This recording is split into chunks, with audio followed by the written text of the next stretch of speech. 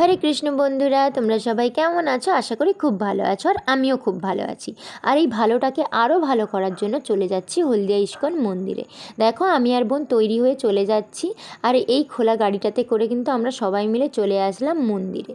এসে দেখি, ও মা, এখানে তো অনেক বড় প্যান্ডেল হয়েছে, কারণ কিছুদিন পর আছে কৃষ্ণের জন্মতিথি, তাই জন্যই কিন্তু এত বড় প্যান্ডেল করেছে।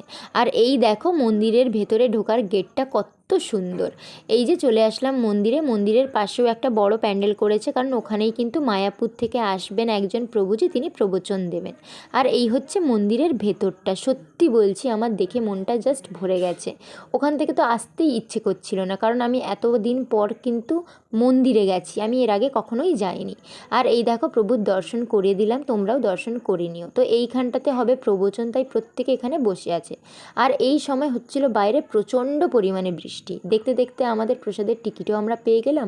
প্রায় 3 ঘন্টা পর আমরা প্রসাদের, এই দেখো, প্রসাদ পাওয়ার জন্য লাইনে দাঁড়িয়ে গেছি। এত বড় লাইনটা পেরিয়েই কিন্তু আমাদেরকে প্রসাদ পেতে হবে। দেখতে দেখতে চলে আসলাম প্রসাদ পাওয়ার জন্য। আর আমরা প্রায় 3টের সময় খাচ্ছিলাম, প্রসাদ পাচ্ছিলাম।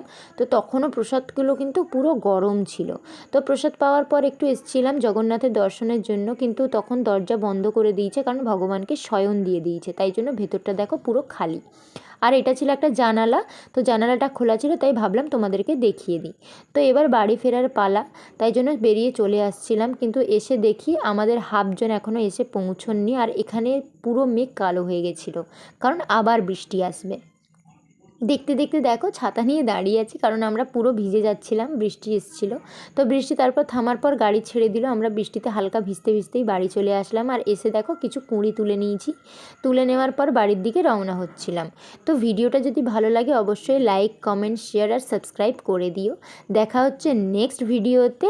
তো আজকের জন্য টাটা, বাই বাই।